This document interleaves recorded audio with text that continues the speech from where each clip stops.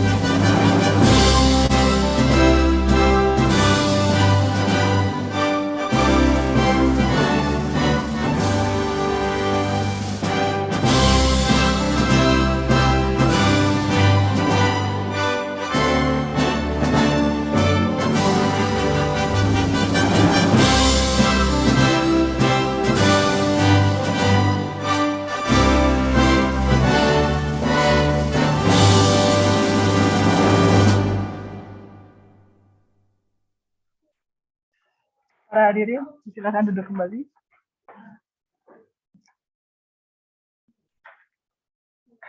Selanjutnya, agar acara hari ini dapat berjalan dengan lancar, kami persilakan untuk Bapak Andi Agung Prabowo memimpin doa. Dipersilakan.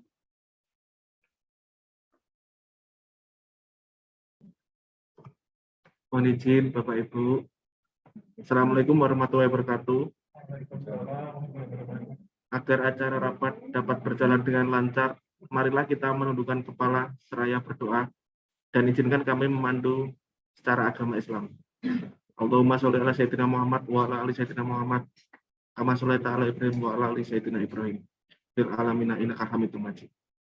Allahumma ya Allah, puji syukur kami panjatkan kehadirat-Mu. Berkat izin dan ridho-Mu, kami pada saat ini akan melaksanakan rapat koordinasi implementasi penyederhanaan birokrasi pasca penyetaraan jabatan pada Kabupaten Kota se-Jawa Timur tahun 2022.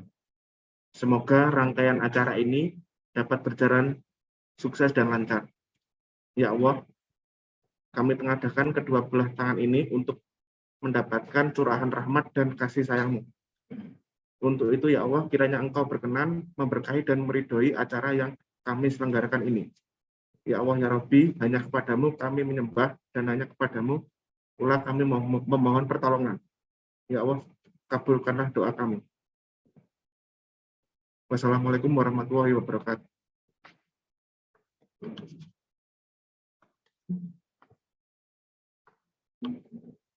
Baik, Bapak Ibu. Selanjutnya kami langsung kita masuki untuk sesi pertama. Izin kami memastikan dari Direktorat FKKPD Kementerian Dalam Negeri sudah hadir.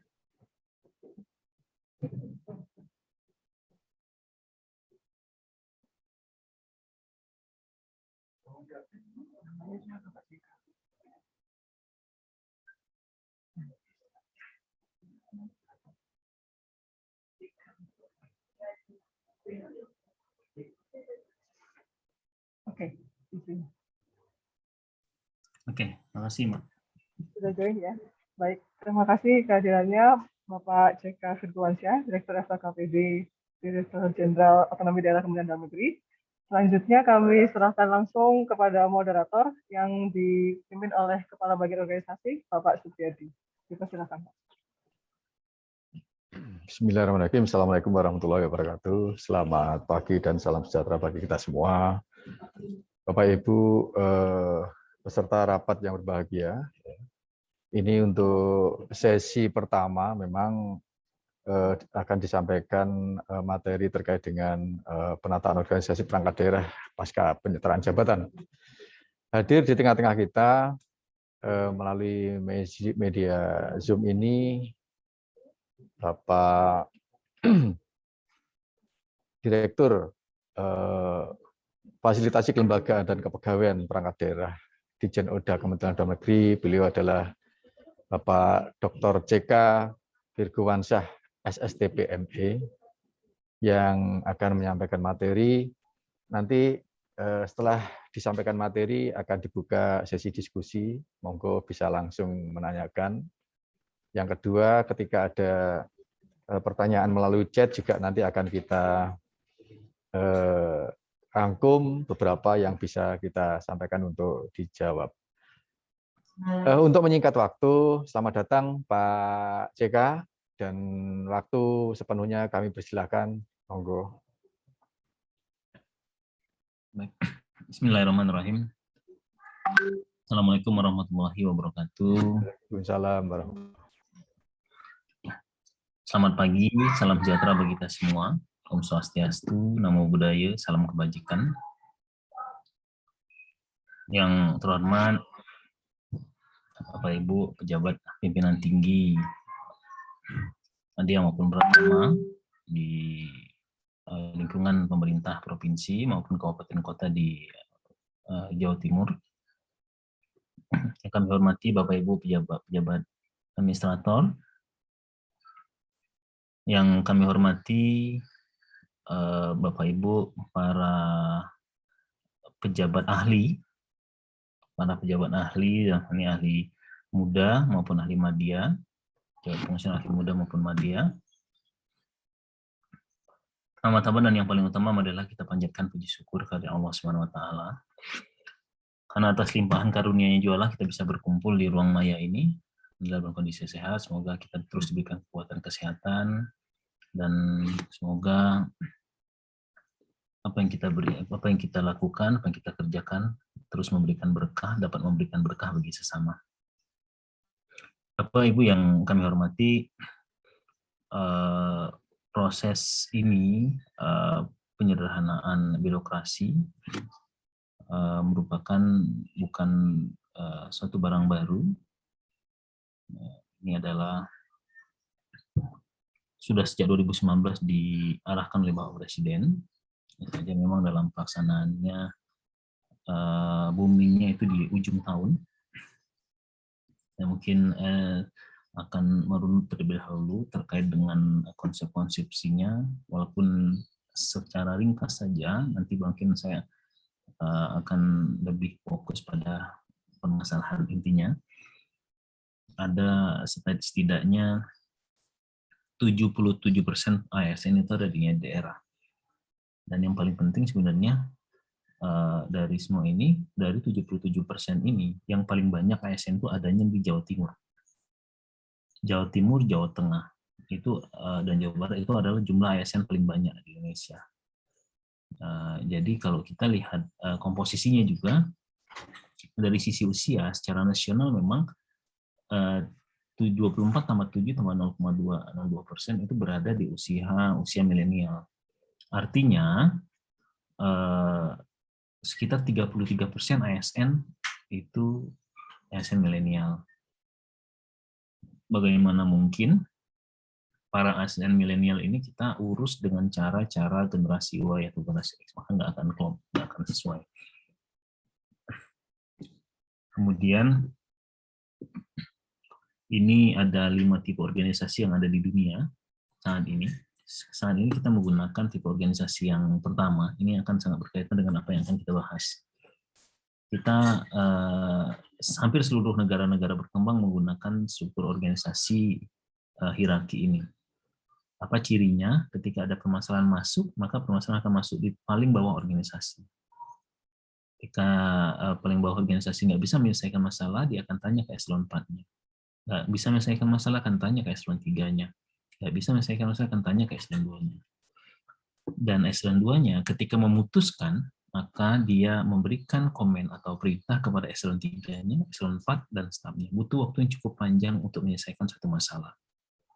Berbeda kalau kita lihat negara-negara dengan menggunakan holocratic organization. Dengan kelompok jabatan fungsional, dengan kontribusinya masing-masing, dia bekerja berdasarkan profesionalismenya masing-masing. Yang paling penting, kalau seandainya ada permasalahan masuk, masalah itu akan masuk ke titik tengah organisasi. Ketika masalah masuk ke titik tengah organisasi, maka para statistik memberikan kontribusinya. Para ahli kebijakan memberikan kontribusinya. Para ahli keuangan memberikan kontribusinya. Maka dalam satu sekali pukul saja, satu permasalahan bisa langsung sekaligus diputuskan dan diselesaikan. Intinya sebetulnya, bagaimana organisasi ini berjalan bisa lebih cair. Nah, tapi mungkin kita tidak akan lompat langsung ke sini. Kita akan masuk ke flat race terlebih dahulu, di mana sebagian masih struktural dan sudah sebagian juga fungsional. Nah, ini yang sedang dikejar. Memang we are on the right track dalam kondisi dunia. Apakah terjadi di dunia? Iya, di negara sebelah kita, Singapura itu sudah mengimplementasikan ini. Antara chief executive specialist dengan manajer itu setara. Jadi dia berpindah struktural fungsional struktural itu setara. Jadi tidak ada barrier lagi, tidak ada superior maupun inferior lagi. Mau lebih jauh lagi ada di Washington DC. Washington DC itu tetap fully menggunakan holocratic. Ini mungkin struktur organisasi yang paling maju. Dengan seluruhnya itu fungsional bekerja. Jadi kalau ada permasalahan masuk ke tengah organisasi, maka ahli terkait dengan masalah tersebut langsung menyelesaikan permasalahannya, tidak melalui struktural lagi. Jadi perubahan ini merubah pola cara kerja kita menjadi dan ASN-nya pun terevolusi. Ini sudah sering kita bahas. Nah, nanti kita lihat bagaimana tahapan prosesnya. Dan yang paling penting menurut kami di sini adalah ketika Bapak Ibu sudah beralih dari struktural ke fungsional, kita tidak lagi menggunakan komen. Karena kalau kita struktural itu masih menggunakan komen, masih menggunakan perintah. Di Pak Karu memberikan perintah kepada kepala bagiannya, you lakukan ini, kepala bagian memberikan perintah lagi kepada kasubagnya, you lakukan ini. Tapi ketika sudah menggunakan flat race ataupun holocratic, maka yang dilakukan adalah engagement atau mengajak, engaging. Jadi bukan lagi komen tapi engaging. Kita merubah dari tadinya komen, tadinya perintah menjadi engaging. Itu nggak gampang. Tapi kalau kita lakukan bersama-sama pasti bisa kita lakukan. Ada 3 tahap yang dilakukan di Indonesia, ada struktur, peningkatan jabatan, penyusunan mekanisme kerja. 2 tahap sudah kita lalui. Nah, sekarang yang paling berat adalah penyesuaian mekanisme kerja. Nanti kita lihat bagaimana mekanisme ini menjadi jauh lebih berat. Ini gambaran pelaksanaan kemarin. Kita sangat mengapresiasi sekali kalau kita di awal tahun kemarin di bulan Januari yang ada di sosial media yang menjadi trending topic itu hanya satu masalah saja, itu terkait dengan pemindahan birokrasi. Apalagi terlihat yang ada di handphonenya para ASN itu rata-rata terkait dengan pemindahan birokrasi. Dan yang menarik juga ternyata bukan perubahan struktur yang jadi masalah, tapi perubahan penyetaraan jabatannya ke fungsionalnya. Bagaimana kami dan seterusnya. Ini di wilayah Jawa Timur. Di wilayah Jawa Timur kita apresiasi, sebagian mungkin ada yang tidak bisa kami tampilkan, setidaknya kami mengucapkan apresiasi yang sangat besar kepada Bapak Ibu semua atas support ini. Mudah-mudahan kita bisa segera menyelesaikan permasalahan-permasalahan yang terjadi pasca pelantikan ini. Ini di wilayah Kalimantan, ada yang di depan bandara, ada yang di lapangan, ada yang di gedung, dan ada yang menggunakan pakaian serba hitam, pakai jas, dan seterusnya. Dan itu kami mengapresiasi. Dan yang paling penting ada dilakukan tengah malam. Ada sekitar 5 atau 6 daerah dilakukan sebelum jam 12 malam. Maksudnya adalah dirangkaikan dengan doa akhir tahun. Saking begitu besarnya antusias para ASN. Kami ucapkan terima kasih. sebagai implementasi dari perintah presiden ini. Mungkin kita coba bahas dari data, Ibu semua. Dari total jabatan yang harusnya beralih, kami hitung berdasarkan jabatan target, masih ada sekitar total jabatan yang harusnya dipindahkan secara nasional itu ada 143.715 jabatan. Sampai dengan 31 Desember kemarin yang sudah dilantik itu sekitar 108.334. Jadi masih sekitar sudah yang sudah beralih itu ada sekitar 75%, 75,38% yang sudah beralih ke jabatan fungsional yang kemarin sebelum yang 31 dilantik. Kalau kita lihat dari daerah, berbasis daerah, dari 498 daerah yang targetkan untuk pindah birokrasi, yang sudah melaksanakan itu 496 daerah. Jadi hanya tinggal 2 daerah saja yang belum. Dan 2 daerah itu tidak masuk kabupaten kota yang ada di Provinsi Jawa Timur. Jadi 2 daerah tersebut dari provinsi Sumatera Selatan, kabupaten kotanya Kabupaten Solo. Nah, dari total itu sudah ada 93% yang melakukan pelantikan. Jadi memang capaiannya sangat baik dari sisi daerah, walaupun memang dari sisi jabatan target masih ada PR. Jadi pertanyaan besar, what next nih? Kami mencoba mengkategorisasikan, beberapa daerah. Tadi, kategori yang pertama itu adalah melaksanakan seluruhnya perintah presiden. Kategori kedua adalah melaksanakan sebagian. Kategori 3 melaksanakan perintahnya tapi tidak melakukan pelantikan. Jadi, kategori 4 tidak mengusul sama sekali. Kita lihat nanti kabupaten kota yang ada di Jawa Timur masuk dalam kategori mana? Apakah kategori 1, kategori 2, kategori 3, atau kategori 4. Kita bisa cek beberapa data. Saya monitor juga beberapa kabupaten kota di Provinsi Jawa Timur atas pembinaan dari provinsi juga sangat baik. Nanti kita lihat data-datanya. Cuma memang ada beberapa PR di beberapa daerah. Ini secara nasional, Ibu. Yang masuk kategori 1 itu yang melaksanakan perintah secara keseluruhan, itu ada 40 daerah yang 5 provinsi dan 35 kabupaten kota. Kategori 2 itu yang melaksanakan sebagian, misalnya 500 yang jabatan target yang dilaksanakan 300, masih sebagian. Maka itu sekitar 425 daerah. Jadi mostly rata-rata daerah itu melaksanakan di kategori masuk di dalam kategori 2. Kategori 3 31, sementara ada 2 daerah yang masuk kategori 4 yang tidak usul sama sekali. Itu Provinsi Sumatera Selatan dan Kabupaten Solo. Berikutnya, ini adalah daerah yang kami coba untuk mengkategorisasikan berdasarkan yang sebagian tadi. Jadi yang 425 tadi, kita kategorikan lagi. Ada kategori 2A, 2B, kategori 2C, kategori 2D, dan 2E. Apa itu? 90% sampai dengan 99%, 2A. Itu 425 daerah. Sementara kategori kategori 2B, itu kategori berarti antara 70 sampai 90%. Jadi untuk melihat derajat ketaatannya. Jadi kalau tadi semua hampir masuk di kategori 2, nah 2-nya kita pecah lagi, 2A, 2B, 2C, 2D, dan 2I. Untuk melihat, karena ada beberapa daerah yang melaksanakan, tapi hanya di bawah 25% saja. Tapi ada yang masuk dalam kategori 2, tapi sudah melaksanakan di atas 90%. Misalnya. Kita masuk ke kategori 2. Berdasarkan hasil analisis kami di Provinsi Jawa Timur, data yang kami miliki, kita lihat bersama, saya kira dari data yang ada, kami harus mengapresiasi beberapa daerah yang masuk kategori 1, yang sudah melaksanakan perintah presiden secara keseluruhan, bahkan lebih, yaitu Kabupaten Pacitan, Kabupaten Ponorogo, Kabupaten Jember, Kabupaten Pasuruan, Kabupaten Madiun, Kota Kediri, Kota Pasuruan, Kota Madiun, dan Kota Batu.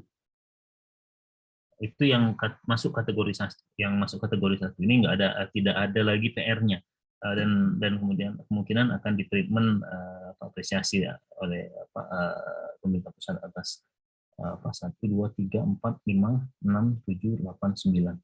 9 daerah ini. Namun demikian, dari 39 kabupaten kota di provinsi kabupaten kota yang ada di Jawa Timur, memang masih terdapat 3 daerah yang masih kecil capaiannya yang dilantik. Itu dari yang pertama itu masih baru 12 orang yang dilantik di Kabupaten Tuban. Dan Kabupaten Lamongan itu 53,28% dan Pamekasan itu 65,98%. Sisanya ada satu lagi Nganjuk 52,03%. Ini ada situ Bondo 59,22%. 1, 2, 3, 4, 5. Ada sekitar 5 daerah yang masih butuh PR nih teman-teman dari provinsi agar bisa kita support teman-teman untuk menyelesaikan masalah misalnya. Nah, rata-rata yang lain itu sudah cukup tinggi. Bahkan di Kota Batu, Madiun, dan Kota Kediri sendiri itu sudah di atas 100%. Ada Pasuruan, Jember itu sudah bahkan sudah di atas 100%. Ponorogo juga sudah 120%. Cukup baik secara umum capaiannya cukup baik. Ini adalah perbandingan antara target jabatan yang PSO dengan realisasi jabatan PSO antar kabupaten kota. Rata-rata hampir sama antara target maupun realisasi jabatan yang tadi yang sudah beberapa yang jadi pertimbangan. Khususnya misalnya ada di Kabupaten Malang, ada beberapa masih ada gap yang cukup tinggi. Untuk capaian PSO, struktur cukup baik. Ini untuk penyetaraan jabatan, khusus untuk penyetaraan jabatannya, ini Provinsi Jawa Timur masih ada cukup banyak, tapi sudah kebagian. Ini yang masih kecil nih, masih Tuban, gapnya masih cukup besar. Ini Kabupaten Pasuruan masih ada gapnya, rata-rata sih mostly cukup landai, cukup sesuai antara target dengan capaian realisasi penyetaraan jabatan. Kalau kita lihat secara umum. Nah, yang menarik, Bapak Ibu semua, ternyata dari usul yang ada, yang diusulkan itu rata-rata mengusulkan di analis kebijakan. Ini para LAN cukup menjadi PR besar nih bagi LAN. Kalau tiba-tiba kedatangan ribuan ratusan dari Jawa Timur, ada 242. Ada analis kepegawaian, ada perencana, penata komputer, jabatan fungsional yang lain, total jabatan fungsional disetarakan itu sudah. Yang mostly itu ada Audi1, perencana, dan analis kebijakan. Ini menarik karena ternyata karena analis banyak beberapa jabatan fungsional yang nggak sesuai, akhirnya ditampung dulu di analis kebijakan. Nanti tapi kita lihat coba secara nasional apakah sama petanya dengan ini atau tidak. Jadi ini capaian penyetaraan jabatan yang ada di Jawa Timur dari 142, 70% itu capaian ada 99 telah dilokasi. Kemudian sudah dilantik 70% yang harus disetarakan. Ini tadi treatment untuk masing-masing kategori. Jadi di kategorisasi tadi kami sedang membuat menyampaikan mohon arahan kebijakan terkait dengan treatment kategori 1, treatment kategori 2, treatment kategori 3, dan kategori 4. Sedang dikomunikasikan, termasuk kepada Kementerian Keuangan. Kita lihat secara nasional. Ternyata Bapak Ibu, gambaran yang ada di Jawa Timur tadi menggambarkan kondisi nasional. Jadi analis kebijakan itu di nasional juga paling tinggi. Ternyata secara nasional 33,9% itu adanya di nasional. Analis kepegawaian 5,40%, perencana itu dari 14,12%, penata komputer itu 4,71%, penata kependudukan keluarga berencana itu 4,18%, penata humas itu ada 3,71%, penggerak swadaya 3,62%, teknik tata bangunan 2,09 dan jabatan fungsional lain. Jadi memang mostly paling banyak itu hampir sepertiga lah. Sepertiga dari nasional itu adalah masuknya ke Anjak.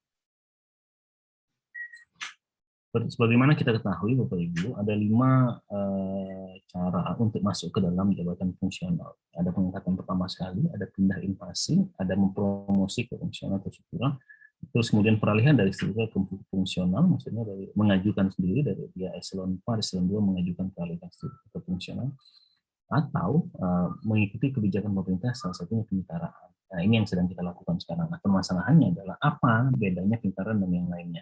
Yang membedakan setelah dilantik ada 2 hak sebenarnya, ada 2 hak dan 1 kewajiban. Haknya adalah yang pertama tidak turun penghasilannya. Jadi kita harus pastikan Bapak Ibu terima 10 juta kemarin, sekarang juga harus terima 10 juta. Terus itu adalah jaminan presiden dan ini akan dilanjuti dengan segera keluarnya Perpres. Terus kemudian diangkat dengan jenjang muda media dengan dalam tanda kutip kelonggaran seleksi, formasi maupun kualifikasi serta uji kom. Itu 2 hal itu yang akan dijaga ketika Bapak Ibu dilantik sebelum tanggal 1 Februari 1 Januari kemarin. Namun atas 2 hak itu ada 1 kewajiban yang harus dilakukan. Apa itu? Yang adalah melaksanakan tugas seperti sebelumnya. Jadi ada tugas-tugas yang sebelumnya dia harus lakukan sebagai dampak dia ikut dalam program penyetaraan ini dengan jaminan 2 hak tadi. Haknya tidak turun. Jadi kalau seandainya invasi, kalau memang penghasilan fungsionalnya turun, itu turun. Kalau beralih menggunakan kanal peralihan, ya kalau yang dialihkan terlebih itu kecil ya berarti itu. Tapi kalau untuk penyetaraan jabatan dipastikan Bapak Ibu tidak turun penghasilannya. Ini sudah sampaikan bahwa untuk yang bisa naik pangkat, yang sudah kategori naik pangkat bulan April dan bulan Oktober itu bisa dimungkinkan. Jadi yang kemarin dilantik jangan khawatir, naik pangkat bulan April dan bulan Oktober dimungkinkan. Dan banyak pertanyaan kami terkait dengan siapa yang apakah boleh diangkat menjadi PPTK. Di sini Permendagri 77 sudah diatur bahwasannya pejabat fungsional juga bisa diangkat menjadi pejabat pengelola keuangan. Waktu itu kita sudah rapatkan dengan Dirjen Keuangan Daerah. Mekanisme kerja yang baru nanti akan sangat berbeda dengan mekanisme kerja yang sekarang. Ini juga sedang disiapkan pengaturannya. Singkatnya seperti ini. Kita bisa bekerja di mana saja, kita bisa bekerja diajak oleh tim mana saja, walaupun berada di satu bidang organisasi tergantung. Yang pasti, kalau seandainya kita punya kompetensi, maka otomatis kita akan terus diajak oleh tim tersebut. Begitu juga sebaliknya, bagi kita nggak punya kompetensi, maka otomatis kita akan dikejar oleh anak-anak muda yang punya kompetensi, bahkan mungkin tidak akan masuk dalam tim kalau kita tidak punya kompetensi. Maka challenge PNS ke depan adalah harus memiliki kompetensi, nggak harus memiliki kompetensi semua hal, tapi pilih satu kompetensi yang paling kita sukai, maka masteringlah kita di bidang kompetensi tersebut, sehingga kita bisa mumpuni di bidang itu. Dan setiap kegiatan yang terkait dengan hal itu, maka otomatis kita pasti orang yang pertama yang akan diajak atau dimasukkan dalam tim. Ini skemanya, nanti akan ada aturan lebih lanjut dari mekanisme kerja ini dengan skema SWOT model. Saya mungkin minta waktu dikit Bapak Ibu terkait dengan pasca ini, pertanyaan-pertanyaan yang banyak sekali muncul. Saya klasifikasikan menjadi 4 pertanyaan. Yang pertama itu terkait dengan status. Ya, saya nanya nih, Kak, saya ini sudah fungsional itu siapa bawahan siapa? Kalau sudah fungsional itu tidak siapa bawahan siapa. Untuk sementara waktu ditunjuklah koordinator maupun subkoordinator untuk mengkoordinir saja. Tapi statusnya bukan bawahan. Yang jadi permasalahan, dia belum dilantik, tapi strukturnya sudah fungsional. Ini yang sedang diambil kebijakan bagaimana kan strukturnya sudah fungsional, tapi dia tidak dilantik ke dalam jabatan fungsional. Otomatis dia fungsional bukan, strukturnya sudah tidak ada lagi. Nah, terus kemudian bagaimana terkait dengan pengelola keuangannya? Pengelola keuangan otomatis ya tadi sudah sampaikan Permendagri 77 sudah menjawab PPTK dimungkinkan. Siapa yang mengelola program dan anggaran? Karena juga eselon 4 itu mengelola program. Sama saja, saya sekarang pejabat fungsional pun bisa mengelola program dan anggaran. Terus kemudian posisi apakah bisa pindah? Iya bisa. Dari jabatan fungsional ke fungsional bisa, struktural fungsional bisa, mau promosi juga bisa. Ini pedoman Permenpan 22 tahun 2021. Dan yang paling banyak ditanyakan dari semua ini adalah terkait dengan what next nih. So what nih, kita ngapain lagi ke depan? Apa itu terkait dengan mekanisme kerja kita? Nah, ini akan ada pengaturan lebih lanjut, tapi untuk sementara waktu gunakan subkoordinator untuk mengkoordinasinya. Jadi bagaimana nih penilaian kinerjanya? Di dalam penilaian kinerja tetap masuk ke dalam jabatan fungsional sebagai jabatan utamanya, nanti jabatan koordinator subkoordinatornya sebagai tugas tambahan. Bagaimana proses penjatuhan disiplinnya? Sama seperti ASN biasa. Terus bagaimana yang belum dilantik nih? Nah, ini yang menjadi pertanyaan. Apakah bisa diberikan haknya juga? Ya? Tidak bisa. Kenapa? Karena kemarin yang sudah dilantik itulah yang dijamin. Kalau yang belum ini nanti kita tunggu kebijakan lebih lanjut. Apakah dimungkinkan ada perpanjangan atau tidak? Tapi yang jelas hingga saat ini yang kemarin sudah dilantik itu yang diberikan 2 hak tadi. Itu tidak turun penghasilannya dan diangkat umum. Jadi sudah aman tadi yang dilantik sebelum tanggal 1 Januari kemarin. Dari 4 pertanyaan itu kita coba kembangkan di hampir semua daerah. Banyak sekali pertanyaan, Bapak Ibu tinggal baca sendiri, nanti sudah kami siapkan juga jawaban-jawabannya. Nanti apakah mungkin kita kalau memang perlu di Bapak Ibu nanti kita bahas satu persatu, atau mungkin pertanyaan dari Bapak Ibu bisa kita lanjutkan sesuai dengan kebutuhan teman-teman di Jawa Timur. Mungkin itu yang bisa kami sampaikan. Moderator mudah-mudahan bisa memberikan insight baru dan menjadi diskusi kita pada hari ini. Wabillahi taufiq wal hidayah. Wassalamualaikum warahmatullahi wabarakatuh. Waalaikumsalam warahmatullahi wabarakatuh.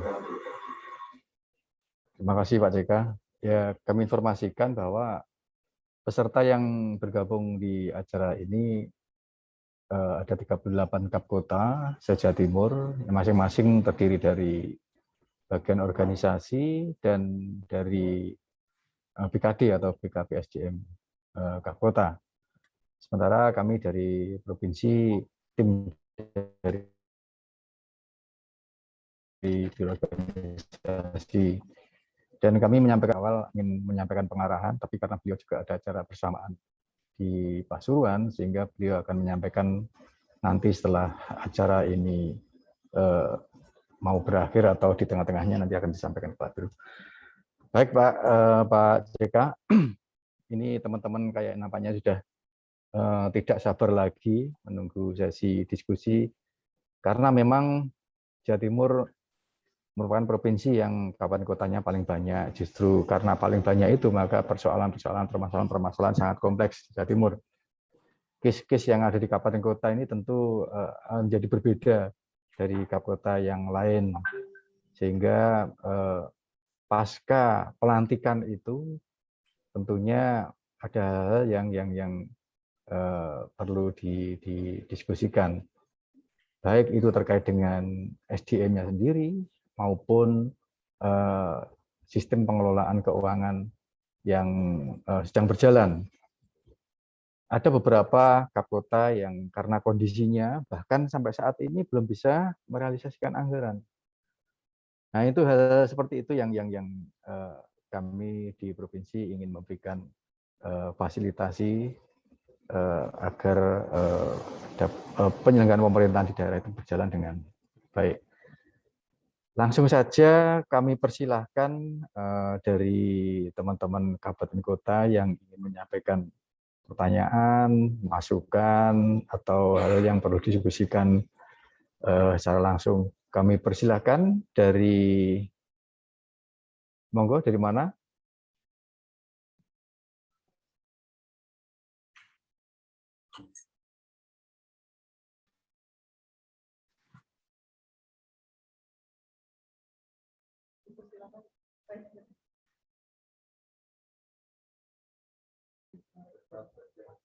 Silakan dari kabupaten kota, silakan. Jombang.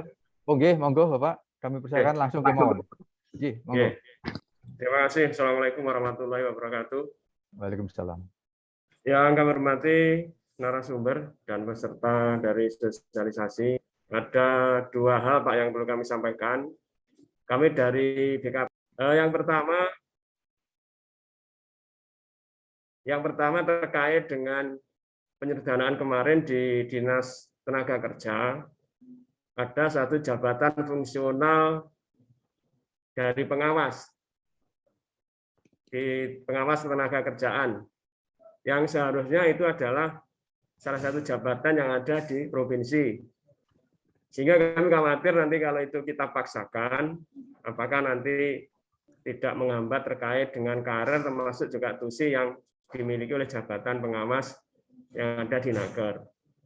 Yang kedua, juga ada beberapa jabatan di lingkungan hidup, dinas lingkungan hidup, antara penyuluh dengan pengawas. Artinya kalau pengawas ini memang perlu kompetensi, kaitannya dengan sertifikasi pengawas, sementara penyuluh mungkin barangkali belum perlu itu. Sehingga ada beberapa personel yang seharusnya menjadi pengawas, tapi kemarin di-plotting sebagai penyuluh, termasuk juga di KB. Apakah nanti memungkinkan dalam masa transisi ini, karena kemarin kita sangat paham bahwa proses penyederhanaan birokrasi kemarin dibatasi waktu, sehingga artinya banyak yang belum sesuai. Apakah nanti memungkinkan dalam waktu dekat di pemerintah daerah diberikan kewenangan usulan untuk melakukan perubahan sesuai dengan yang seharusnya dilakukan penyederhanaan sesuai dengan tusinya dan kompetensinya, sehingga nanti tidak akan menghambat kinerja, tentunya kinerja di organisasi. Itu Pak yang perlu kami tanyakan, mudah-mudahan nanti ada solusinya. Kalau yang lain-lain kami paham, mungkin banyak sebenarnya, terkait dengan masalah tusi dari masing-masing jabatan fungsional, kemudian juga terkait dengan penilaian angka kredit, termasuk juga pejabat penilainya, yang barangkali memang ini perlu pencerahan dari pusat, biar nanti satu bahasa, kemudian satu pemahaman, sehingga hasil penyelesaian birokrasi ini harapan kita juga langsung bisa melaksanakan tugas sesuai dengan sebagaimana mestinya. Terima kasih Pak. Assalamualaikum warahmatullahi wabarakatuh.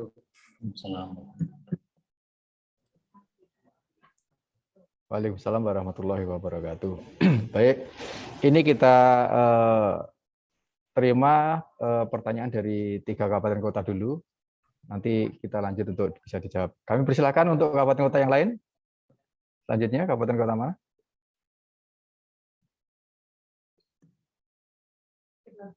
Sidoarjo. Monggo, kami persilakan kalau mau menyampaikan Sidoarjo, kabupaten. Pak Arif. Assalamualaikum warahmatullahi wabarakatuh. Waalaikumsalam warahmatullahi. Selamat pagi Pak CK dan Pak Pri.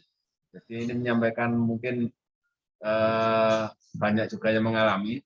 Bagaimana jika jabatan pengawas yang disederhanakan itu dalam posisi kosong, sehingga di PLT oleh pegawai lain. Nah, apakah subkoordinator yang akan menjadi koordinator di kegiatan selanjutnya setelah di PSO-kan itu bisa diisi oleh PLT tersebut atau pegawai senior di bawahnya. Jadi ada staf fungsional senior yang diangkat sebagai subkoordinatornya karena jabatan tersebut sebelumnya pemangkunya kosong. Demikian saja pertanyaan dari kami sementara. Assalamualaikum warahmatullahi wabarakatuh. Waalaikumsalam warahmatullahi wabarakatuh. Satu lagi, monggo dari kabupaten kota. Dari kota Surabaya barangkali ya? Monggo, kami persilakan. Kota Surabaya.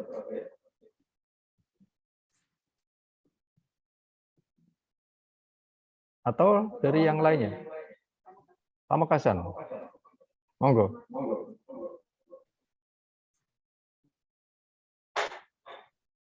Silakan.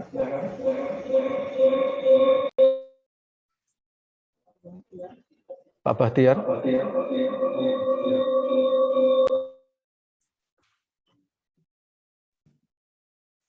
Terima kasih. Tadi kami sudah melihat data yang Pak CK sampaikan di awal bahwa untuk Pamekasan ternyata masih di bawah rata-rata nasional dan provinsi ya. Perlu kami sampaikan Pak CK bahwa untuk Kabupaten Pamekasan bahwa dari usulan PJ sebanyak 276 ya, itu ternyata yang disetujui sebanyak 275. Satu jabatan itu tertinggal, ada yang ada di PBJ, Pak. Ya. Kemudian kami pertanggal 31 Desember kami melakukan pelantikan sebanyak 199. Sedangkan sisanya ini yang 77 itu karena faktor adanya mutasi dan rotasi, Pak. Karena kebijakan bupati sehingga ini ada pergantian pejabat. Nah, pertanyaan kami Pak CK, ini yang sisa yang 77 itu kami sudah melakukan permohonan untuk proses rekom ulang Kemendagri, namun sampai sekarang belum ada tindak lanjut dari Kemendagri terkait sisa jabatan yang tertinggal tersebut, Pak. Itu yang pertama, Pak CK. Yang kedua, ini kami dalam proses penataan yang ada ini ternyata usulan dari teman-teman terkait dengan nomenklatur jabatan fungsional ini rata-rata banyak tidak linear dengan jabatan sebelumnya. Ini gimana solusinya? Apakah bisa pindah dengan nomenklatur Jafung yang linear? Terus kalau memang bisa, itu mekanismenya seperti apa? Kami mohon petunjuk biar ada kejelasan. Nah, yang terakhir, kami terkait dengan regulasi, kami belum bisa memberikan sebuah keputusan yang pas karena memang masih diproses asistensi oleh bagian organisasi provinsi karena belum turun. Nah, sementara ini teman-teman masih kebingungan terkait dengan masalah penetapan SKP mereka yang sudah dilantik kemarin. Apakah ini masih bernuansa jabatan yang lama atau sudah kolaborasi dengan jabatan Jafung yang baru, Pak? Mohon petunjuk. Terima kasih, Pak Pri. Baik, terima kasih Pak Bahtiar dari Pamekasan. Monggo Pak CK, ada dari Kabupaten Jombang, Sidoarjo, dan Pamekasan. Monggo kami persilakan langsung. Baik, terima kasih. Saya screen ya, Pak. Mudah-mudahan bisa tercover semua pertanyaan teman-teman tadi. Sudah tampil, Pak? Yang pertama itu dari Jombang. Dinas Tenaga Kerja, ada pengawas ketenagakerjaan, seharusnya kewenangannya ada di provinsi. Ini ada 3 jabatan ya seperti ini. Ada juga analis keuangan pusat dan daerah. Harusnya itu ada di pusat. Berikut juga ada hubungan industrial di Dinas Pindad, itu harus ada sertifikasi sama nih. Nanti ini perlu penyesuaian kalau memang perlu sertifikasi untuk pengawas tersebut. Nanti perlu penyesuaian pedomani Permenpan 22 tahun 2021. Berikutnya terkait dengan Dinas Lingkungan Hidup, penyuluh dan pengawas itu perlu sertifikasi, perlu bisa melalui skema Permenpan 22 tahun 2021. Nah, yang berikutnya terkait dengan penilaian angka kreditnya. Jadi penilaian angka kredit ini kan adanya di pusat sekarang. Nanti sementara banyak sekali seperti Anjak tadi kan 300 orang. Bagaimana? Apakah provinsi sanggup nih? Apakah kabupaten kota sanggup? Nah, nanti provinsi sementara seluruh nilai ada di pusat. Apakah pusat sanggup? Nanti akan ada breakthrough terhadap ini terkait dengan analis jabatan-jabatan fungsional dengan angka kredit yang penilaian angka kreditnya ada di pusat. Jadi nanti akan semacam sekarang ini kan sedang ada moratorium pembentukan jabatan fungsional baru. Nanti sekaligus menyelesaikan ini penilaian angka kreditnya juga akan dianalisis lebih lanjut, Pak. Apakah diperlukan atau tidak, atau mungkin akan ada penilaian kredit yang sifatnya lokal. Itu yang pertama dari Jombang. Yang kedua dari Pak Arif dari Sidoarjo. Selamat pagi, Pak. Ya, jabatan fungsional yang sederhanakan itu kosong, terus kemudian diisi PLT. Apakah subkoordinator bisa mengisi oleh PLT? Jadi kebijakan penyetaraan jabatan adalah suatu kebijakan untuk menyelamatkan para pejabat yang jabatannya struktural ketika kebijakan pemerintah jabatannya itu difungsionalkan. Sehingga para pejabat itu diselamatkan. Jadi kalau jabatan yang kosong berarti tidak perlu ada yang diselamatkan. Yang penting. Kalau dia PLT ya dia tidak memiliki hak untuk bisa diusulkan sebagai koordinator maupun subkoordinator. Dan subkoordinator merupakan jabatan yang sementara atau sifatnya lokal, tidak harus diisi dan tidak harus diganti. Jadi intinya ketika kemarin pejabatnya ada, orangnya itu diselamatkan dengan oke, dia langsung dengan kelonggarannya dia langsung diangkat ke dalam jabatan muda, jenjang muda. Nah, kalau jabatannya kosong berarti nggak perlu ada yang diselamatkan. Itu yang dari Pak Arif. Boleh nggak yang pejabat yang senior yang lain diangkat yang PLT-nya diangkat menjadi senator? Ya nggak bisa. Kenapa? Karena dia tidak memiliki hak itu. Haknya adalah para pejabat tadi. Kecuali kalau dia sudah dilantik definitif, dia mendapatkan dua hak tadi yang tadi kami sampaikan. Kelonggaran syarat dan kemudian diangkat dalam tidak boleh turun penghasilannya. Yang ketiga dari Pak Bahtiar, beberapa yang belum dilantik Pak Bahtiar itu sampai saat ini kami sedang memintakan persetujuan dari kebijakan dari Kemenpan RB, dari Setwapres terkait dengan yang sisa ini, karena kami menghitung cukup banyak, ada sekitar 35.000 jabatan yang belum beralih dari struktural ke fungsional. Usul baru setelah tanggal 31 kami tidak bisa proses. Kenapa? Karena kewenangan pemberian persetujuan itu sudah habis maksimum di tanggal 31 Desember. Jadi kami kalau mengeluarkan persetujuan di tanggal 1 itu sudah melanggar Permenpan sendiri. Jadi ya saat ini kewenangannya sudah habis dan waktu pelaksanaan dan birokrasi sudah habis. Nanti kita tunggu kebijakan lebih lanjut. Tapi yang jelas yang perlu saya sampaikan di sini, yang kemarin sudah dilantik itu sudah selamat. Sudah dapat dua hak tadi. Tapi yang belum dilantik ini belum tentu. Nanti kita lihat bagaimana kebijakannya. Sedang kita mintakan kebijakan terhadap kepada Kemenpan maupun Komisi Pengarah Reformasi Birokrasi Nasional. Berikutnya pertanyaan kedua Pak Bahtiar, tidak sesuai dengan ini penyesuaian gimana ya? Ikuti Permenpan 22 tahun 2021 Pak. Skemanya bisa disesuaikan Pak. Jadi tadi saya sampaikan bisa pindah dari struktural ke struktural, dari fungsional ke fungsional yang lain, dari fungsional ini ke OPD yang lain, dari fungsional menjadi struktural juga bisa. Tapi kalau dari struktural mau ke fungsional sekarang ya melalui 4 kanal yang lain tadi, kan ada 5 kanal tadi ya. Nah sekarang 4 kanal yang lain lagi. Oke. Terus kemudian yang ketiga SKP yang dilantik baru atau lama? Yang baru Pak. Jadi dia SKP-nya yang tugas koordinatornya menjadi tugas tambahan, yang utamanya di jabatan fungsionalnya. Mungkin itu sementara Pak Ari, mudah-mudahan bisa menjawab pertanyaan dari teman-teman tadi. Saya kembalikan ke moderator. Terima kasih.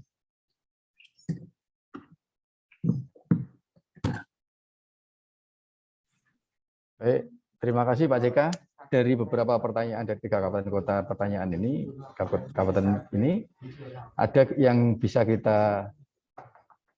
yang kita bisa sampaikan rangkum bahwa satu ya, pertama ketika ada proses lanjutan terkait dengan bagaimana itu fungsional harus sesuai atau tidak, kemudian bagaimana mereka mau linear atau tidak, maka acuan kita tetap di Permenpan nomor 22 tahun 2001.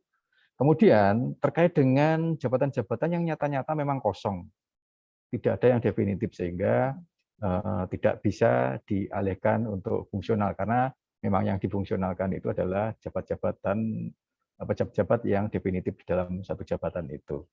Kemudian yang ketiga bahwa ketika ada usulan setelah tanggal 31 Desember, maka itu tidak akan diproses karena memang Permenpannya mengatur paling akhir tanggal 31 Desember 2021. 3 hal penting ini yang dapat kita dapat dari pertanyaan-pertanyaan itu. Mudah-mudahan ini bisa menjadi acuan dari teman-teman di kabupaten kota maupun kita sendiri yang ada di provinsi.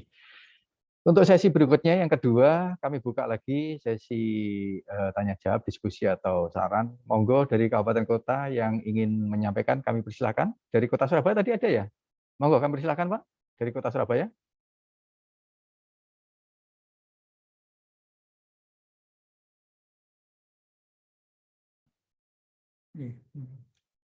Terima kasih. Assalamualaikum warahmatullahi wabarakatuh. Mohon izin Bapak.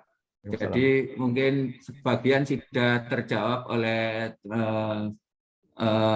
Biro Organisasi tadi terkait dengan kesulitan daripada daerah pasca penyederhanaan yang diikuti dengan jabatan penyetaraan ini.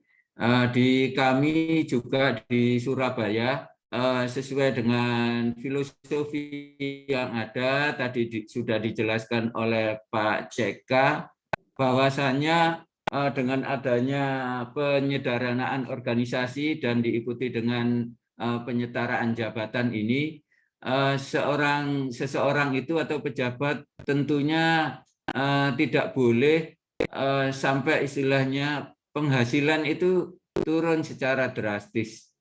Nah, kami mensikapi itu bahwa di Surabaya masih banyak yang saya tidak tahu persis. Kemarin sudah usulan 257, ternyata yang disetujui 220. Seperti sehingga kami juga bersurat kembali mengusulkan kembali beberapa diantaranya 34 jabatan dan sampai sekarang rupanya belum ada persetujuan dan tadi sudah terjawab oleh Biro Organisasi bahwa kewenangan daripada Kemendagri adalah untuk menyetujui itu maksimal adalah tanggal 31 Desember 2021. Mohon arahan lebih lanjut. Terima kasih. Terima kasih. Mohon izin Pak, pertanyaannya apa? Langsung, silakan.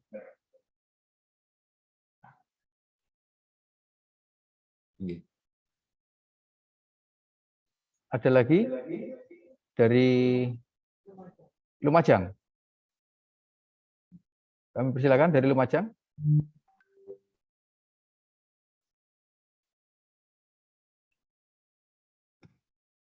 Kalau memang belum ada, sambil menunggu, kami persilahkan Pak CK untuk memberikan arahan.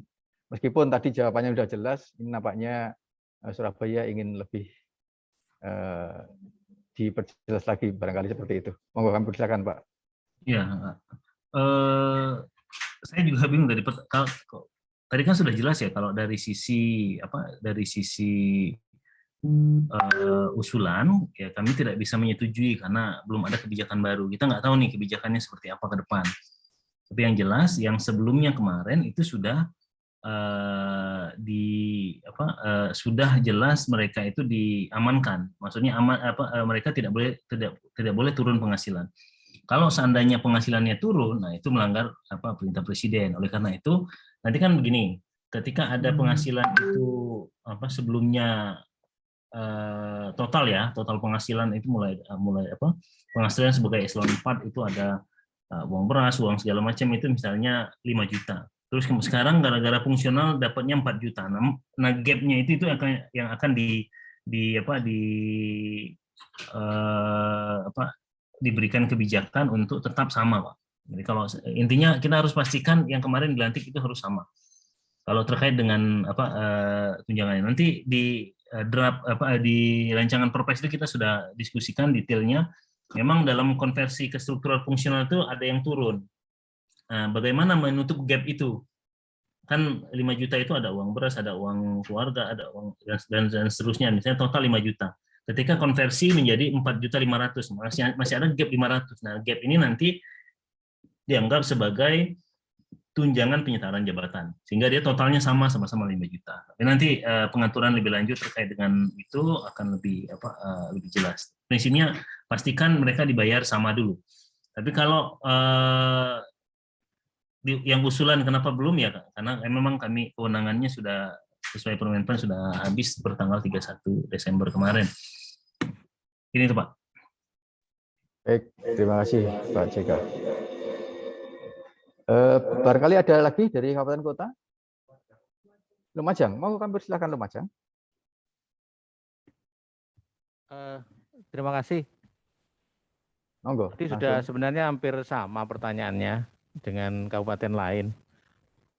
Kalau tadi mungkin yang paling penting adalah masalah mutasi tadi. Menurut kami di Lumajang, kalau mutasi antar jabatan fungsional yang sama, umpamanya analis kebijakan, dari OPDA dipindahkan ke OPDB sama-sama analis kebijakan. Mungkin ini tidak masalah, mungkin, atau analis keuangan. Dari OPDA ke OPD yang lain sama-sama analis keuangan. Tetapi bagaimana kalau dari analis keuangan dipindah menjadi analis kepegawaian umpamanya. Nah, dalam satu OPD, atau mungkin antar OPD. Ini yang mohon penjelasan. Jadi antara satu OPD atau mungkin antar OPD. Kemudian yang kedua, juknis yang banyak ditanyakan oleh teman-teman tentang butir-butir apa kegiatan yang menjadi angka kredit dari pejabat fungsional yang ada ini, karena mereka mungkin sesuatu yang baru sehingga butuh belajar yang cukup panjang, dan kami sendiri juga harus menyesuaikan karena banyaknya jabatan fungsional dengan kriteria-kriteria dan butir-butir kegiatan yang bermacam-macam. Kemudian tim penilai itu bagaimana? Walaupun tadi mungkin sudah dijelaskan, tetapi unsur-unsur tim penilai itu internal atau mungkin dalam satu kabupaten ada tim penilai sendiri yang terdiri dari beberapa OPD umpamanya, atau bagaimana? Atau masing-masing di masing-masing OPD itu ada tim penilainya. Mohon penjelasan Pak CK. Terima kasih. Matur suwun dari Lumajang. Mungkin ada lagi dari kabupaten kota? Ada lagi? Kabupaten Malang? Oh sudah ya. Oh iya. Mungkin dari Biro Organisasi sendiri barangkali. Ada? Silakan. Monggo. Mali itu. Pinjam. Ya, silakan. Ini ada dari provinsi, Pak. Ada provinsi karena memang ada salah satu perangkat daerah yang terlanjur kita usulkan dan dilantik begitu, tetapi ada keinginan untuk dikembalikan ke struktural. Monggo Mas silakan. Langsung saja. Ya, Pak Amri. Izin Pak CK. Assalamualaikum warahmatullahi wabarakatuh. Terima kasih atas kesempatan yang diberikan oleh Bapak Kepala Bagian. Mohon izin Bapak CK. Kami ingin menanyakan, ini terkait case yang terjadi di pemerintah Provinsi Jawa Timur, di mana di permodelan dari Menpan, itu inspektorat itu adalah permodelan 4, Pak. Jadi strukturnya itu adalah di bawah sekretariat itu hanya terdapat 1 Kasubag TU. Tetapi di permodelan itu ada sedikit permasalahan, yaitu di bagannya itu ada tanda bintang terkait inspektorat itu mengikuti peraturan perundangan yang berlaku. Di mana di peraturan perundangan yang berlaku, struktur dari inspektorat itu adalah di bawah sekretariat itu terdapat 3 subbagian, yaitu sebagian tata usaha, sebagian keuangan, dan sebagian perencanaan. Mohon petunjuk Bapak, karena ini setelah kami sederhanakan dan kami sederhanakan strukturnya dan kami usulkan untuk penyetaraan, ternyata dari inspektoratnya menyampaikan surat untuk mereview ulang. Izin mungkin dari kami seperti itu Bapak. Assalamualaikum warahmatullahi wabarakatuh. Waalaikumsalam warahmatullahi wabarakatuh. Ada beberapa pertanyaan, monggo Pak CK langsung Rimawan untuk bisa memberikan pencerahan. Terima kasih. Baik, terima kasih Pak. Saya izin share screen ya Pak.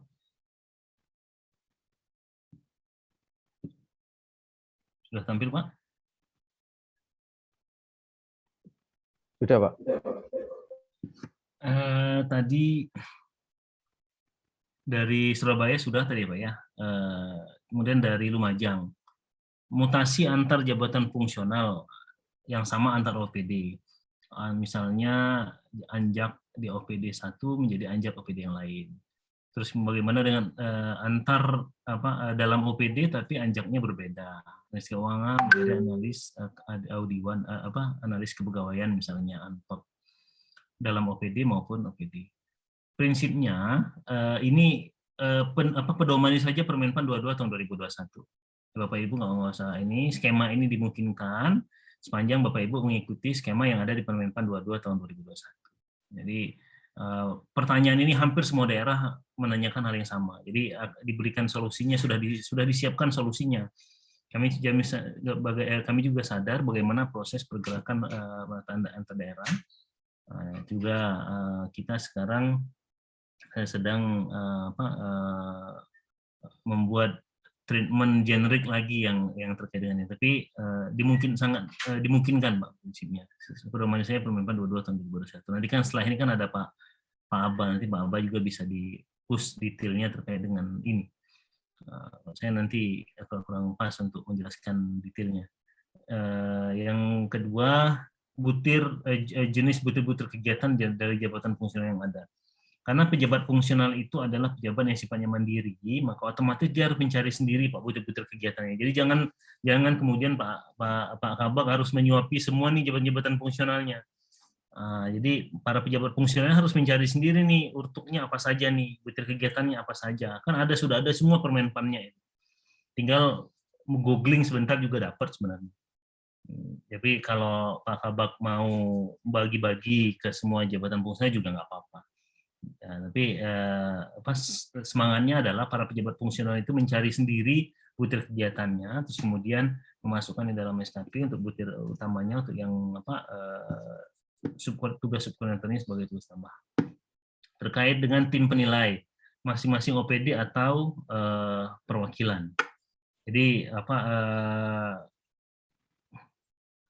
nanti dengan setelah proses mekanisme moratorium jabatan fungsional yang ada, akan ada kebijakan sendiri terkait dengan pengembangan karir para pejabat fungsional ini. Nah, masing-masing OPD bisa jadi nanti masing-masing daerah punya tim penilai sendiri.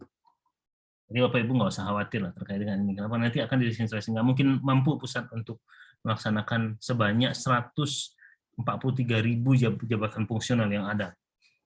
Pusat kan nggak mungkin kerjanya itu saja. Nah, pasti didesentralisasikan, tapi menunggu kebijakan lebih lanjut. Yang kedua, terus kemudian dari provinsi ikutin model saja Pak.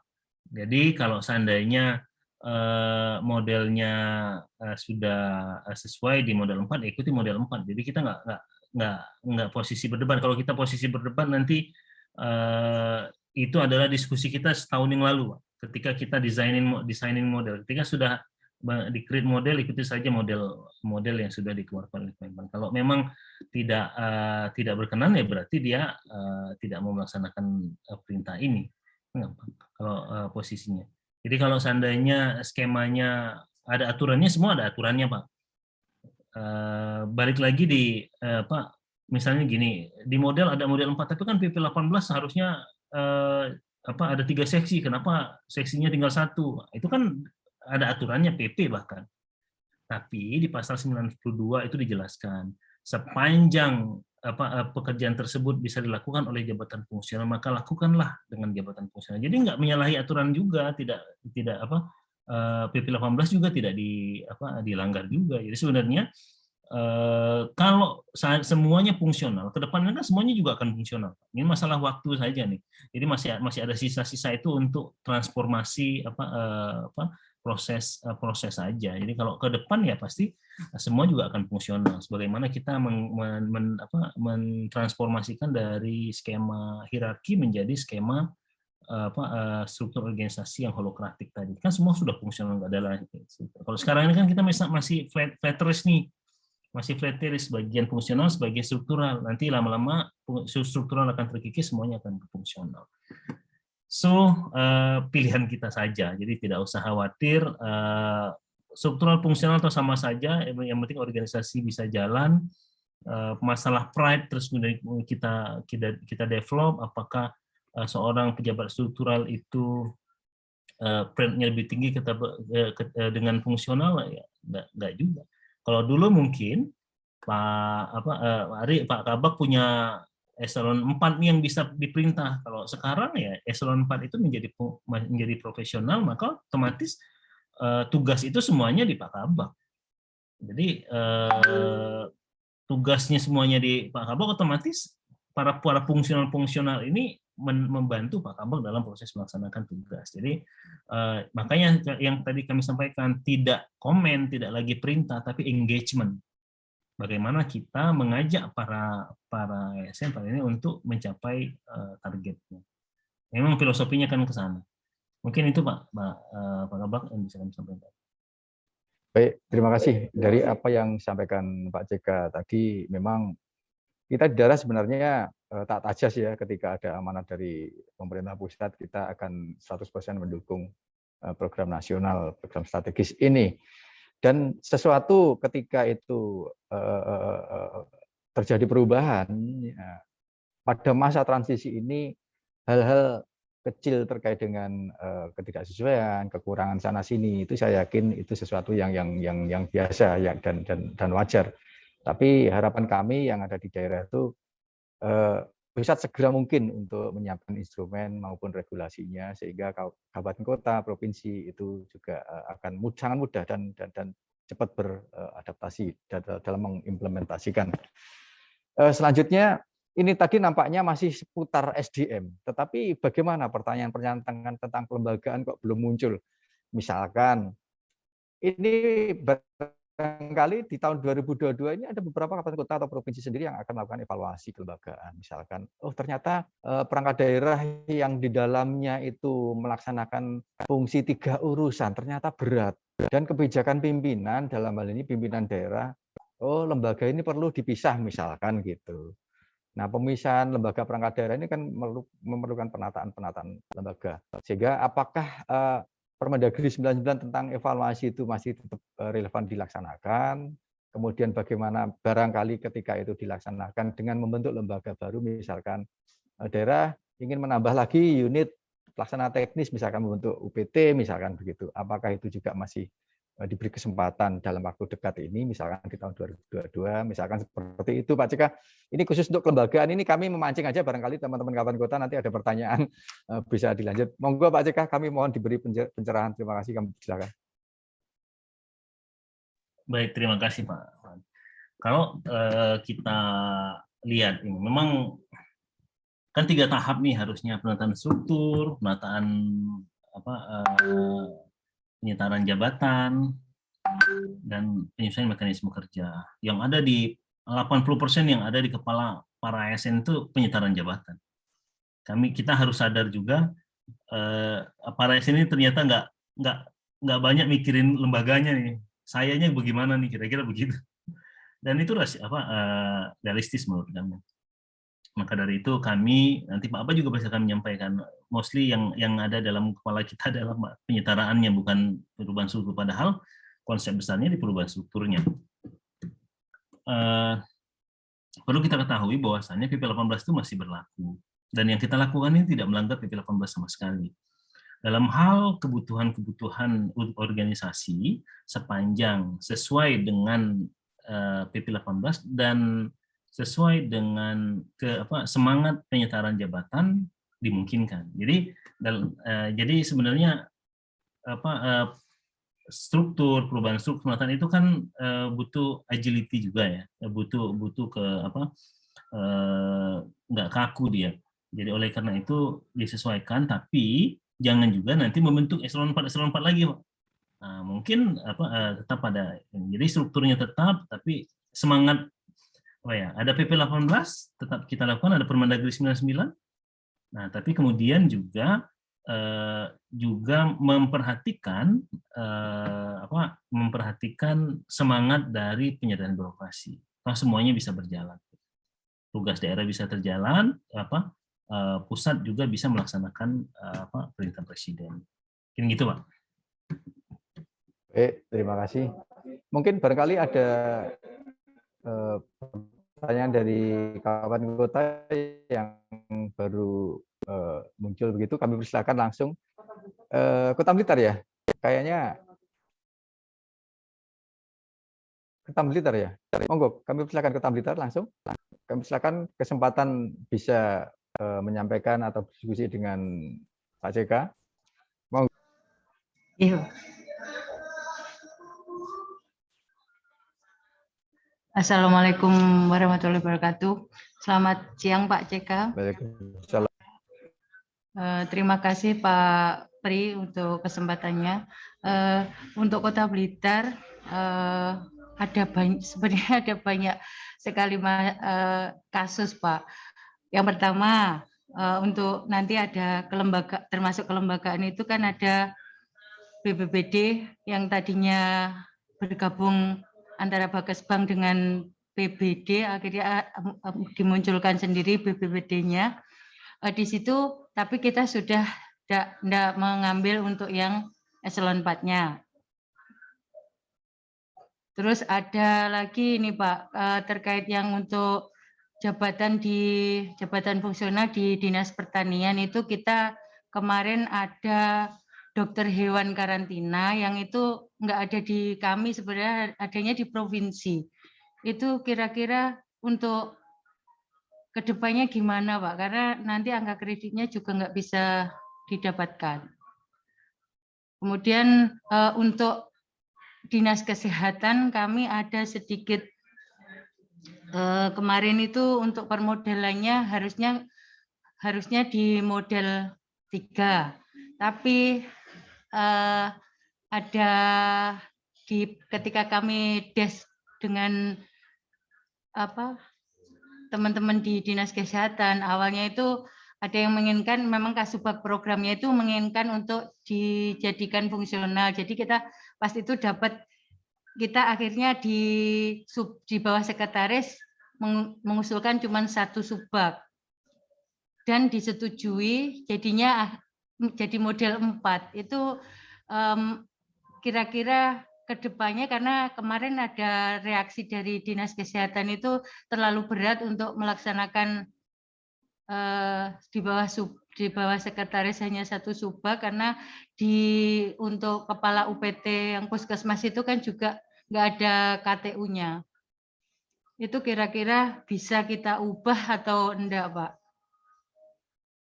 Terima kasih, sementara mungkin itu untuk Kota Blitar. Baik, terima kasih Bu Kabag dari Kota Blitar, Bu Arifah. Terima kasih.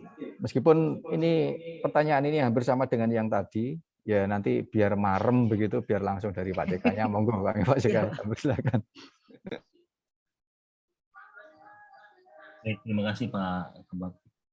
Bu Arafah yang kami hormati, tadi saya coba share.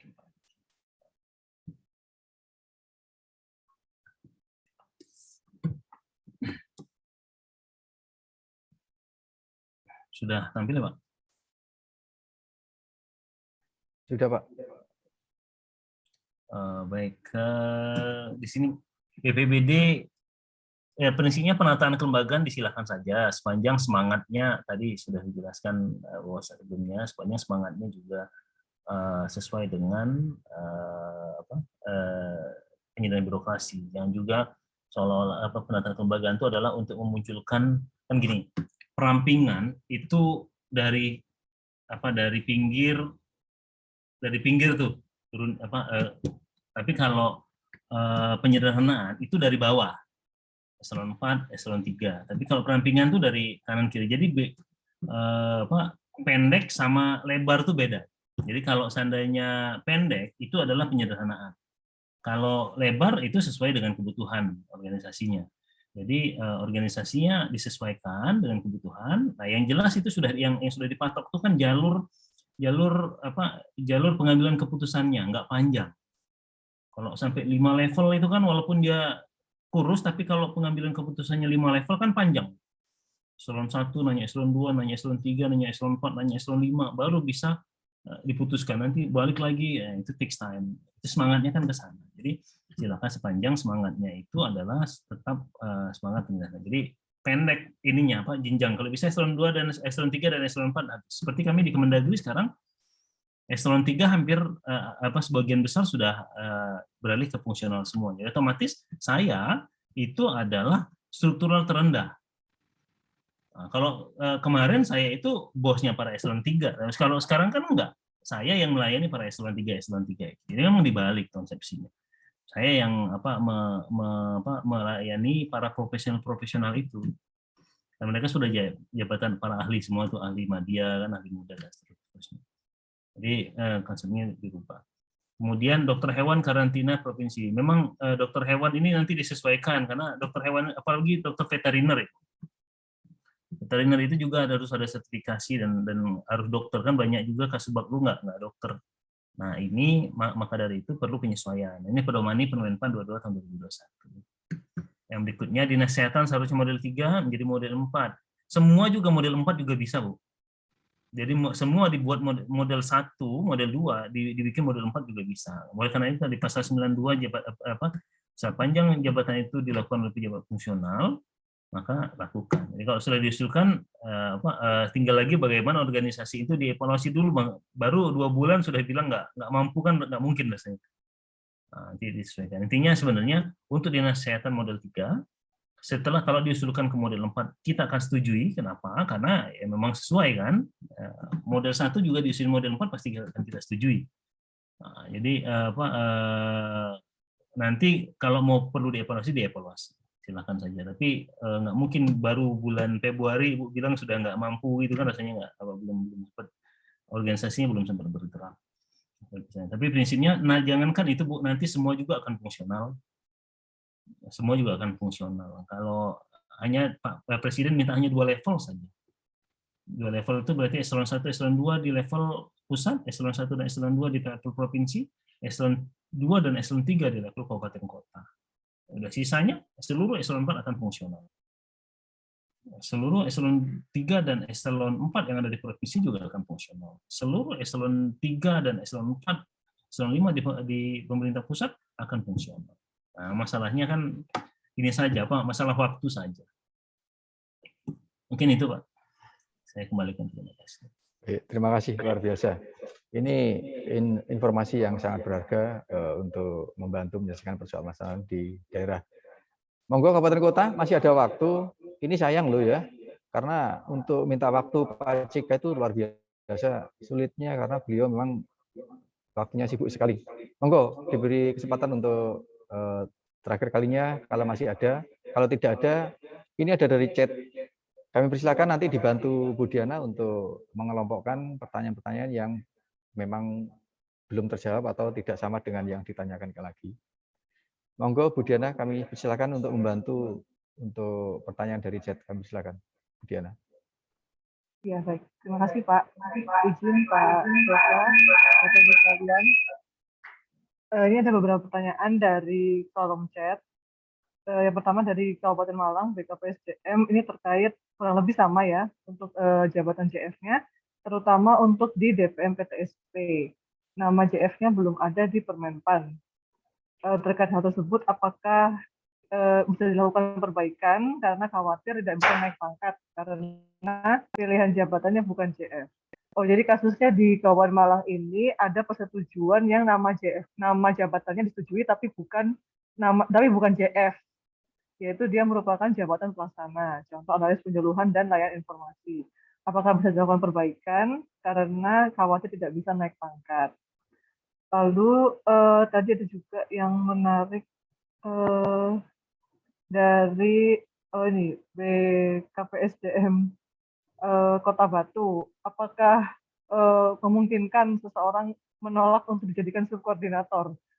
Lalu bagaimana solusinya? Karena sepertinya mungkin dinamika di daerah beberapa masih ada yang belum ini Pak ya, belum sepenuhnya clear bahwa subkoordinator itu juga melaksanakan tugas-tugas struktural sebelumnya. Lalu yang berikutnya ini ada Kota Probolinggo, BKPSDM juga. Lalu bagaimana kami solusinya? Karena kemarin kami menyesuaikan memilih JF tidak sesuai dengan kompetensi, dengan catatan konsekuensinya si pemangku harus menyesuaikan dengan syarat jabatan dalam kurun waktu tertentu atau dimasukkan ke JF analis kebijakan. Nah ini Pak, ini mungkin salah satu penyebabnya kenapa kok usulan JF-nya banyak analis kebijakan, karena ketika dipilih sesuai JF sesuai dengan syarat jabatannya, banyak yang tidak sesuai dengan syarat jabatannya tersebut. Mungkin kurang lebih seperti itu dulu Pak. Nanti selanjutnya bisa dilanjutkan teman-teman yang lain. Terima kasih. Bapak sudah cukup jelas Pak untuk pertanyaan-pertanyaannya. Oke. Saya coba share ya, biar tercover. Tentu ya. Pertama dari Malang. Dari Malang itu terkait DPM PTSP. DPM PTSP ini kan merupakan struktur organisasi yang paling maju saat ini, Pak. Yang paling maju. Kenapa? Karena tidak ada eselon 3-nya kecuali sekretaris. Jadi kalau yang lain, kabupaten kota yang lain, eselon 3 masih ada. Nah, untuk saat ini DPM PTSP tidak ada eselon 3-nya, semua hanya sekretariat saja. Nah, yang jadi permasalahan, DPM PTSP belum ada jabatan fungsionalnya. Padahal sudah diajukan penata perizinan dan seterusnya. Ini karena sedang moratorium, maka belum dikeluarkan jabatan fungsionalnya. Ini sudah finishing kok kemarin itu. Tapi yang untuk sementara waktu tetap akan bisa naik pangkat. Bapak Ibu tidak usah khawatir. Itu kan sudah tidak di Malang saja DPM PTSP. Seluruh Indonesia ada dan akan dipikirkan secara generik. Itu yang pertama. Yang kedua terkait dengan Kota Batu tadi Mbak Yana ya.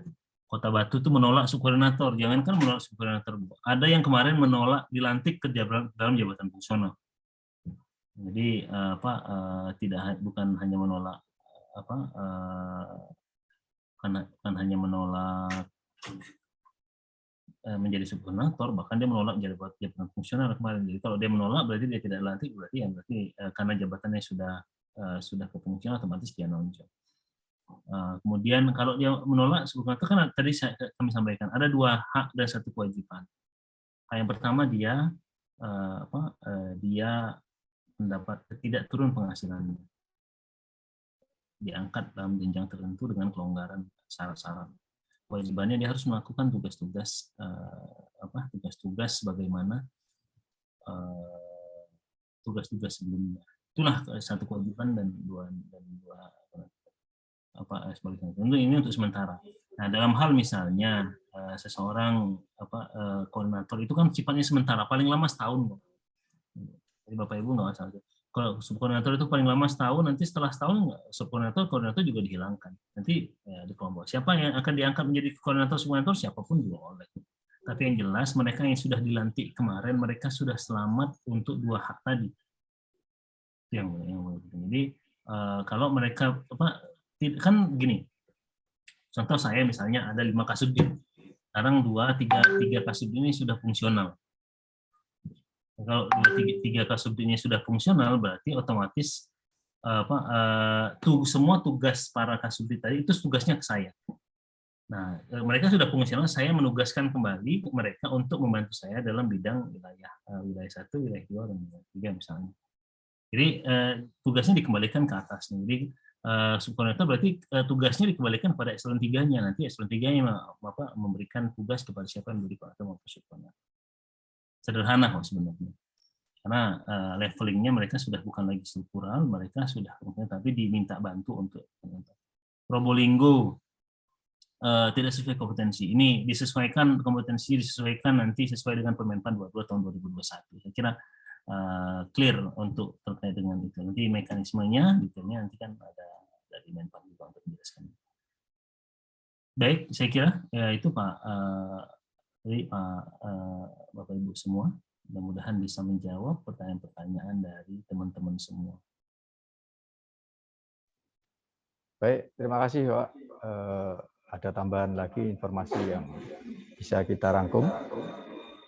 Sebelum berakhir, kami tawarkan lagi, barangkali ada Bu Sophie ya, Lamongan, barangkali. Monggo kami persilakan, Lamongan. Monggo. Baik, terima kasih Pak Kabak. Yang saya hormati Pak CK dan Pak Kabak. Mungkin sedikit yang kami tanyakan dan sedikit juga berupa saran masukan terkait dengan yang pertama kaitannya dengan struktur organisasi yang mungkin dulu pernah saya tanyakan ke Pak Pri. Kaitannya dengan struktur organisasi dengan adanya fungsional, di mana semula memang fungsional secara resmi, secara murni ini juga ada sebelum adanya fungsional penyetaraan jabatan. Nah, kemudian bentuk-bentuk atau bahkan dari struktur organisasinya, sempat kami tanyakan juga ke provinsi, apakah tetap posisinya muncul dua, jadi yang satunya hasil penyetaraan jabatan itu bidang, kemudian yang fungsional murni posisinya tetap di atas. Ataukah semua dijadikan satu, baik itu murni maupun yang hasil penyetaraan, itu satu. Kemudian yang kedua terkait dengan sistem kerja. Sistem kerja tadi yang disampaikan dari Pak JK terkait dengan fungsional, ini nanti bisa salah satu contoh mungkin si A. Dia bisa mengerjakan tugas yang ada di si B, artinya ada semacam pengelompokan atau tugas bersama-sama. Nah, untuk mekanisme untuk penilaiannya dari si B yang kebetulan pekerjaannya dilaksanakan oleh si A dan mungkin juga si B juga melaksanakan. Untuk penilaiannya fungsionalnya nanti seperti apa. Kemudian yang terkait dengan SKP, SKP tadi disampaikan bahwa untuk SKP yang ini yang baru ini nanti akan menggunakan dengan SKP tugas-tugas yang ada di fungsional tersebut. Nah, terhadap hal tersebut mungkin ini perlu penjelasan secara rinci Pak terkait dengan sistem kerja kaitannya dengan yang ada di fungsional tersebut, karena posisi sekarang mereka yang sudah dilantik ini untuk sementara ini memang mengerjakan yang ada di tugas sama, sedangkan untuk yang berikutnya ini menjadi pertanyaan bagi mereka, nanti saya tugasnya seperti apa, kemudian SKP ini juga kan juga nanti harus tertuang di situ. Mungkin itu Pak, terima kasih. Baik, terima kasih Ibu Kabak Kabupaten Lamongan. Memang kami informasikan ketika kabupaten kota melakukan permohonan fasilitasi terkait dengan perkada SO hasil penyetaraan jabatan, kita yang di provinsi ini memang mencari acuan ya. Sementara dari pusat sendiri nggak ada acuan khusus. SO-nya itu bagaimana sih, strukturnya bagaimana sih? Fungsional hasil PB itu ditaruh di mana, kemudian fungsional murni ditaruh di mana, memang nggak ada. Sehingga kami di provinsi membentuk tim begitu yang di dalamnya ada sektor, ada biro hukum, ada dari BKD dan lain sebagainya. Kita merumuskan, sehingga apa yang kita rumuskan itu kita share ke teman-teman Kapolda. Itu yang terjadi di provinsi Pak JK, jadi ada beberapa memang teman-teman Kapolda itu menanyakan hal itu. Termasuk yang disampaikan Kabak organisasi Lamongan tadi. Monggo Pak Cika barangkali bisa memberikan pencerahan untuk kami. Terima kasih. Kami persilakan. Baik, terima kasih Pak. Makasih Bapak Ibu dari Bapak di Lamongan. Yang pertama terkait dengan struktur ya. Yang penting pertama ini Bu, bahwasannya yang kemarin di dalam struktur itu adalah struktural, sekarang itu sudah dirubah ke fungsional, maka dia tidak masuk di dalam kategori pejabat fungsional, jabatan struktural lagi. Jadi ada 5 struktur nih, struktur A, struktur B, struktur C, struktur D, dan struktur E. Struktur A, B, C, dan D itu adalah struktur yang kemarin difungsionalkan. Berarti tinggal yang ini saja, yang satu ini saja yang sekarang struktural. Berarti dari Kabak itu tinggal yang satu ini, yang sisanya fungsional semua.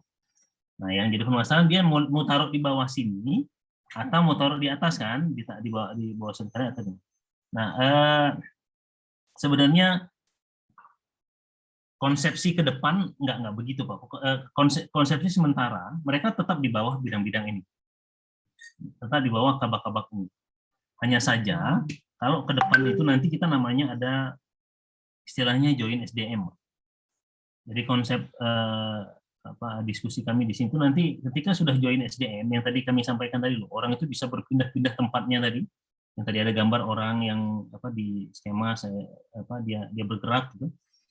Jadi sudah tidak ada lagi sekat antar bagian. Jadi walaupun dia bekerja di bagian organisasi, dia bisa diminta diajak di tim di bagian perencanaan, di bagian keuangan, tergantung kompetensinya. Ini nanti kemungkinan SDM itu nggak ada yang di bawah eselon 3, mungkin semuanya akan berada di bawah eselon 2 kalau di kabupaten kota. Kalau di provinsi mungkin di bawah eselon 1, di bawah sekretariat. Semua SDM itu ada di sana. Jadi kalau eselon 2 perlu, kalau saya nih, semua eselon 3 sudah fungsional. Semua di bawah namanya join SDM. Tapi konsep kedepannya seperti itu. Tapi untuk sementara sekarang itu tetap berada di bawah di bawah para bidang tadi dengan ditunjuk sebagai koordinator maupun koordinator. Untuk sementara waktu transisi. Nanti ke depan istilahnya nanti join SDM. Nanti totally SDM itu kita misalnya butuh Pak Tri ini perlu kegiatan ini, perlu ahli doa yang baca doa, ahli yang ahli statistik, ahli humas dan sebagainya. Nah, Pak Tri tinggal cari aja nih para SDM yang ada di provinsi nih, si A, si B, si D, si F, si G, ajak tim, itulah squad timnya Pak Tri dalam kegiatan ini dan seterusnya begitu, bergerak terus dia. Yang jadi challenge-nya adalah Pak Tri pasti akan mencari orang yang menguntungkan bagi Pak Tri dalam tanda kutip yang mempermudah pekerjaannya Pak Tri. Oh, yang paling pintar bikin PowerPoint udah si A aja, nggak usah pusing-pusing. Nah, masalahnya si A karena dia tahu dia paling pintar bikin PowerPoint, maka dia akan dicari terus oleh Pak Tri yang lain, oleh orang-orang yang lain. Nah, sebaliknya, bagi yang nggak punya kompetensi, maka akan ditinggalkan terus tuh. Ya kan ngapain Pak Tri ngajakin orang menemuin tim doang, bayarin squad timnya gitu, kira-kira begitu kan? Pasti akan mencari yang mempermudah pekerjaannya. Disitulah tantangan terbesar ASN nantinya. Bagi yang punya kompetensi maka akan terus diajak, bagi yang nggak punya kompetensi maka akan terus ditinggalkan. Itu yang pertama. Terus yang kedua tadi apa Ibu ya? Sistem kerja. Nah, ini terkait dengan sistem kerja. Nah, proses penilaian fungsinya seperti apa? Bu, jadi sekarang sedang kita penilaian kerja dan pengembangan karirnya itu sedang dibuatkan pengaturannya. Jadi sembari jabatan fungsional di moratorium, mari akan dikeluarkan kebijakan terkait dengan pengembangan karirnya si pejabat-pejabat fungsional ini. Untuk sementara waktu digunakan existing terlebih dahulu. Existing ada instansi pembina di sana, instansi pembinanya kebanyakan udah usulan aja dulu. Nanti kan ada solusi generik mau atas ini. Terkait dengan SKP, jabatan fungsi perlu ya. Memang secara spesifik sebenarnya SKP-nya SKP fungsional. Nanti mungkin sesi khusus terkait dengan SKP ini. Kenapa? Karena ini kan detail nih. Siapa yang harusnya dia mengerjakan apa. Nah, nanti mana yang tugas utama pokoknya, ada yang tugas tambahannya. Nah, bagaimana cara memasukkan tugas tambahannya, bagaimana cara memasukkan tugasnya. Nah, itu ada spesifikasi.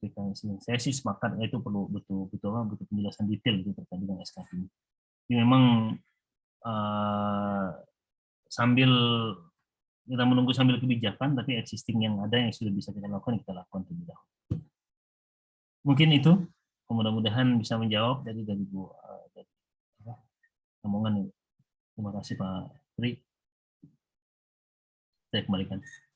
Baik, terima kasih Pak JK, narasumber kita.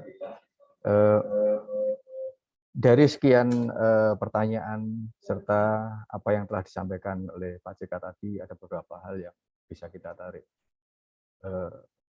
Bahwa pertama, ketika proses ini berakhir di Desember 2021, maka kesempatan untuk mengusulkan lagi sudah tidak ada. Ini karena memang diatur dalam Permenpan 17/2021. Selanjutnya terkait dengan hal-hal bagaimana kelanjutan daripada jabatan fungsional ini, tentu kita tidak lepas dari Permenpan 22 tahun 2021. Kita mengacu di sana. Sementara untuk penataan kelembagaan perangkat daerah masih mengacu dari PP 18 dan evaluasinya Permendagri 99. Bagi yang masih mempertanyakan terkait dengan mekanisme kerja, sistem kerja, sementara saat ini masih disiapkan oleh pusat instrumennya, norma-normanya, dan aturan-aturannya. Sehingga kita masih diharap untuk bersabar. Saya kira yang menunggu itu tidak hanya kita yang ada di Jawa Timur, baik kabupaten, kota, provinsi, maupun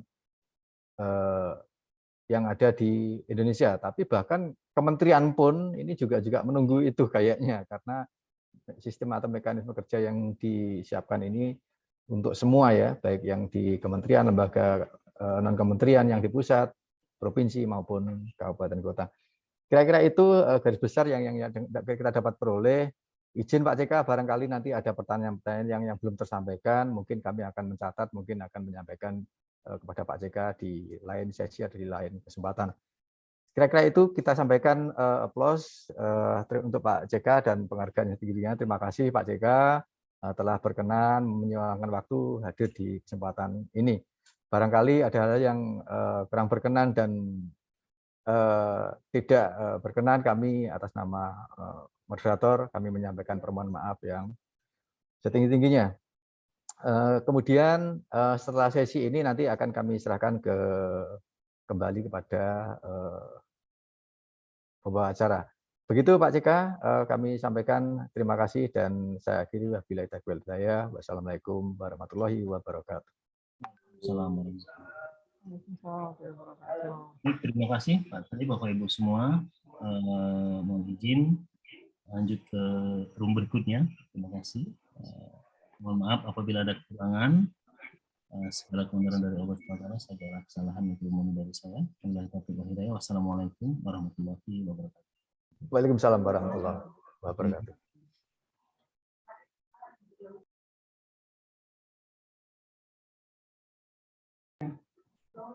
Baik, terima kasih Bapak Ibu sekalian.